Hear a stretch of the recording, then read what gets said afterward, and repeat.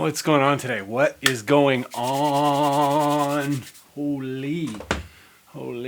Stuck with the bun. Today we're going to talk about 5 different things that you might encounter when you first get into this whole baritone thing. There are things that present themselves that are a little bit of a challenge or hard to get used to or different than using a regular guitar. So we're going to cover, the 5 most common ones when you first pick up a baritone guitar and you want to go super low, but there's these things that keep getting in the way or that are different than the way you would be playing a standard guitar or setting up a standard guitar or getting a sound for a standard guitar, all that kind of stuff. So the 5 most common it's like the 5 common problems when you're getting into baritones. Might not be a problem for you. Hopefully you're not having problems, but if you are having problems, this is what this episode is all about. Number 1. The number 1 thing, too much bass, too much mud, just being a murky sack of potatoes, rotten potatoes.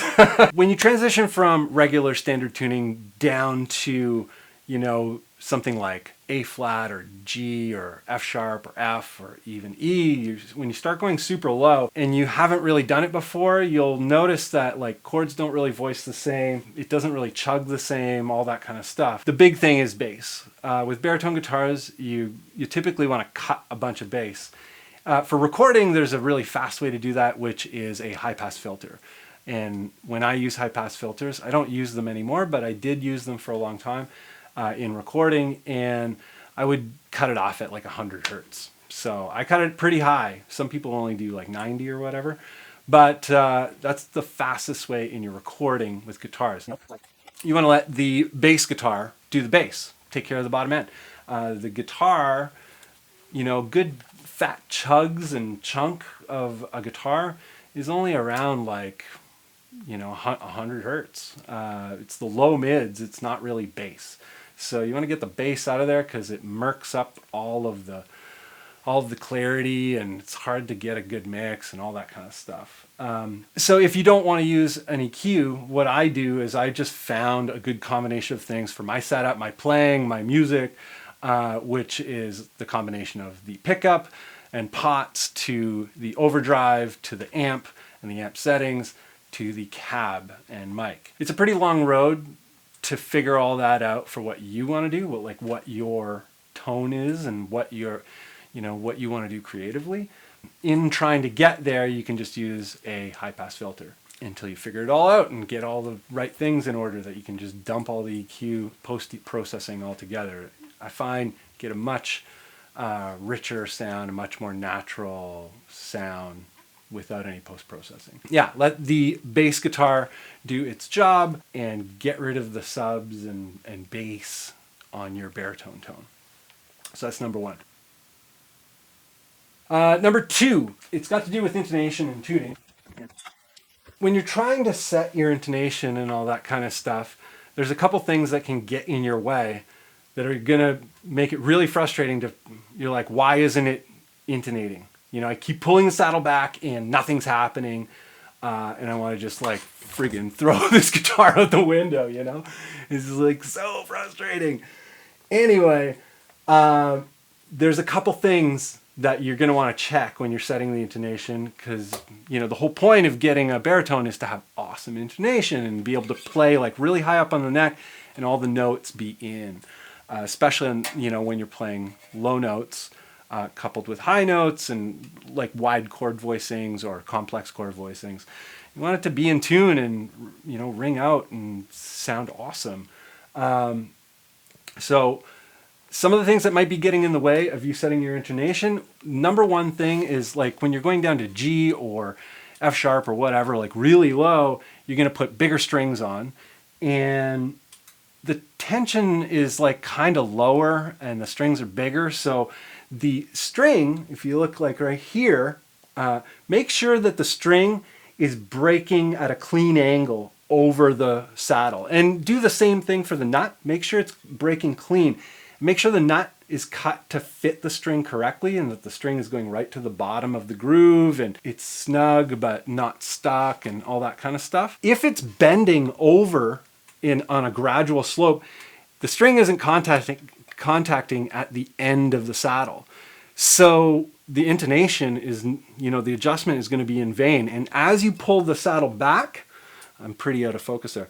As you pull the saddle back, it can tend to arc the string more. You make the adjustment and nothing's happening, or it's getting worse and you're like, what the hell is going on? I would just want to check that the string is not arcing.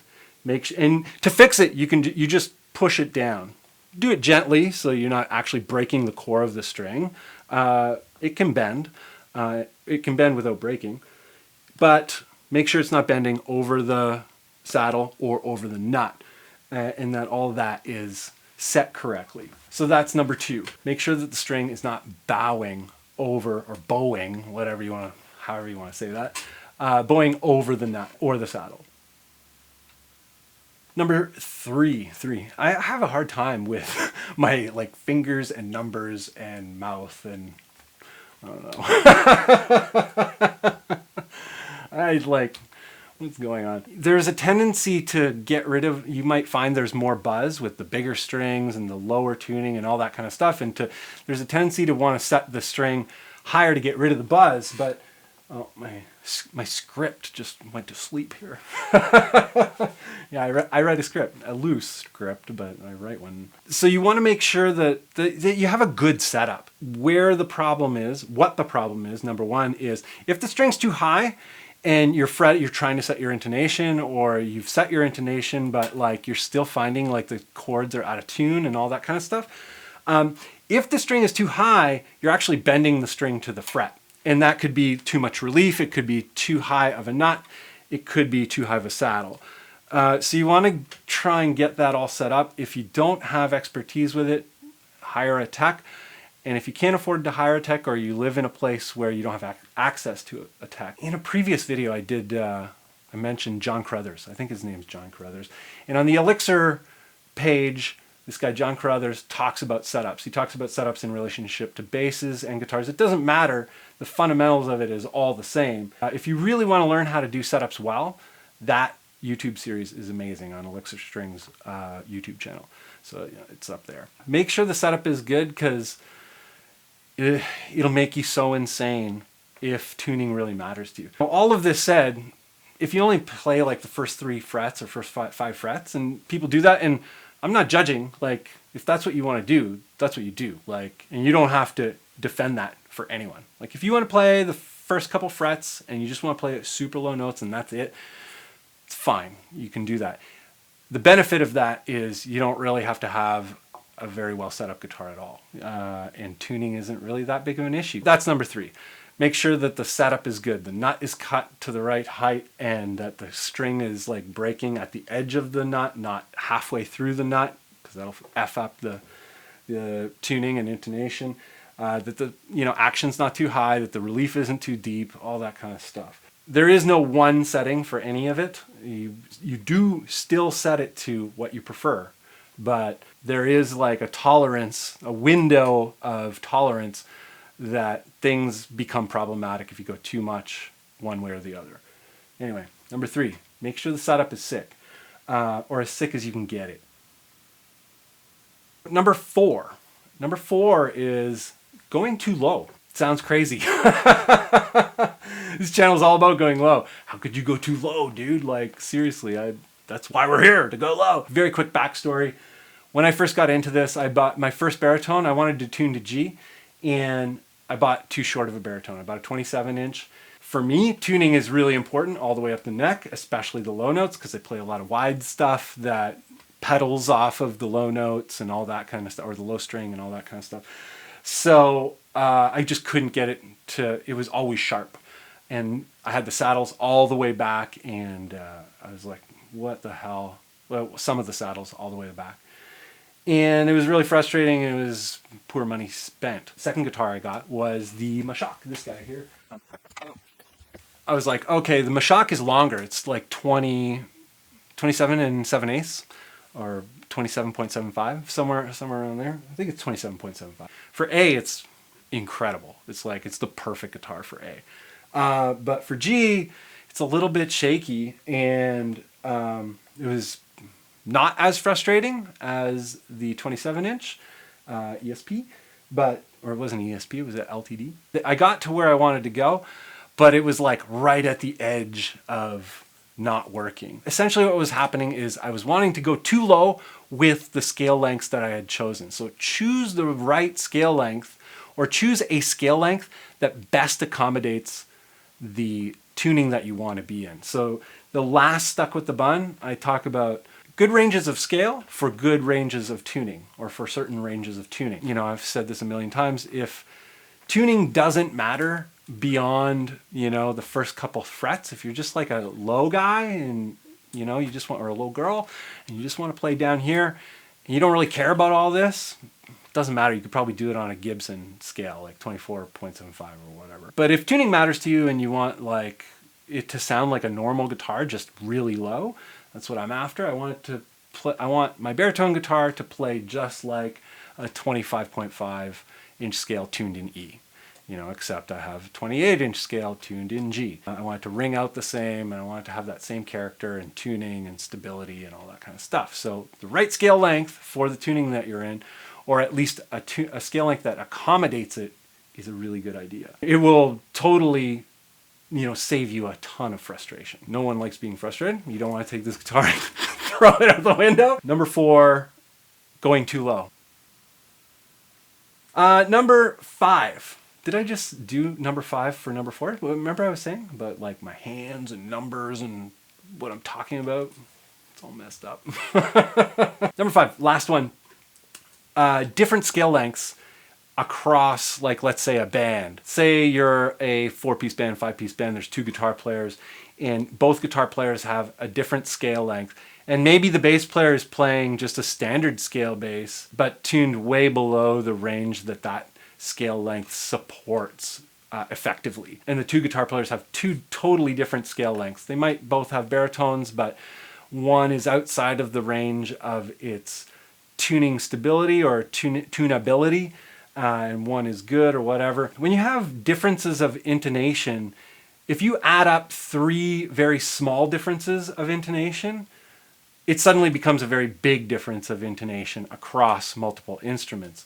If you're just at home working on one guitar, you'll never really encounter that because the guitar is out of tune perfectly with itself. If you're in a band situation or you're using multiple instruments for whatever reason, try and set it up. It's difficult. This is a very difficult thing to get everybody on board with, but try and get the 2 guitars on the same scale length and the bass on a scale length that accommodates the tuning that you're in very well, very effectively, because it will be so much tighter and sound amazing and crisp and in tune, and you just make a way better impression. One thing you can do to instantly sound more pro is just like really focus on the tuning and make sure everyone's like kind of on the same level.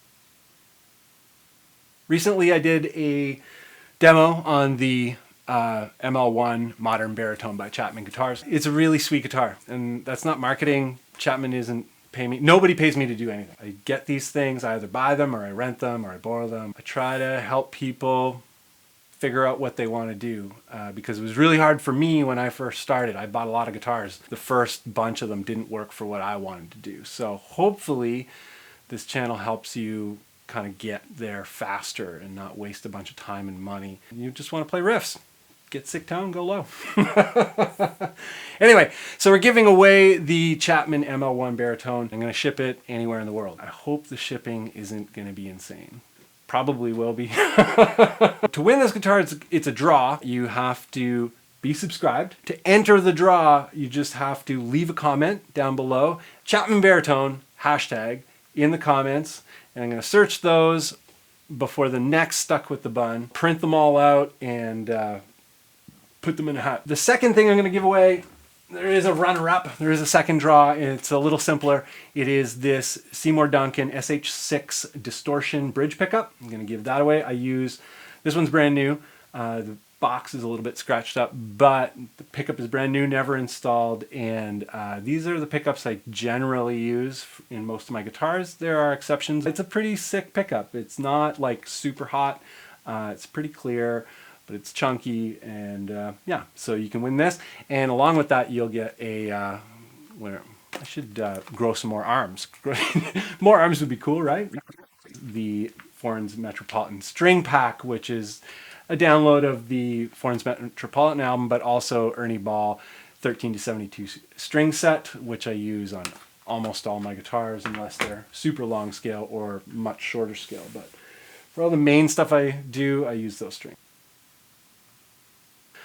So we're done here. That's it for today. Thanks for hanging out, dudes. Like, I can't even believe how awesome it is. It's like just always awesome. It just keeps getting more awesome. Yeah, so I'm having difficulty. The comments are like, there's a lot of them. I'm really into those conversations and talking about all this cool stuff. But bear with me. It's getting really difficult to do, but I'm still trying my best to get to all of it. So thank you for being patient with me. Thanks. That's it. Have an amazing evening or day or morning or like whenever you're watching this, and hopefully we can, you know, hang out again on the next one and, you know, have a big party celebration. Have an amazing day, and we'll see you in the next video. Cheers.